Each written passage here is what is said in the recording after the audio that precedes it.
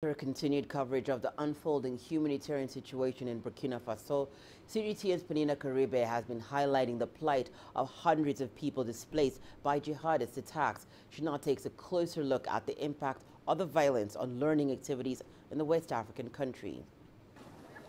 The violence in northern Burkina Faso has taken a heavy toll on the local population, but especially vulnerable are these little ones.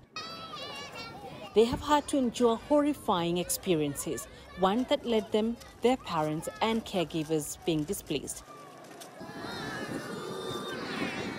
And yet, life must go on, which means trying to get an education whichever way possible.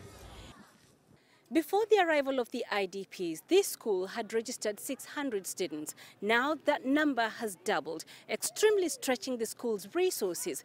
The teachers have had to come up with creative ways to accommodate the extra numbers. One of those is the use of open spaces such as this one. But that has left these little children exposed to the elements. It's the harmattan season here in West Africa. The gusty winds are blowing in huge volumes of dust. Regardless, learning continues.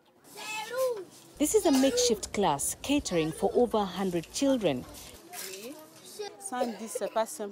The furniture is not enough. The children are sharing, 6 per bench. I think in total we have 100 learning kits in the whole school. So imagine if we have 200 pupils in one class sharing 33 books. The learning environment is quite difficult for both the pupils and teachers. The challenge is knowing each and every child, understanding them so that I'm able to teach them well. Those that are traumatized, we talk to them, we encourage them and motivate them. And there is concern also about the welfare of these children once they leave the school compound. We don't know if they have eaten at home or not. At midday, they go home. We don't know the conditions in which they are living.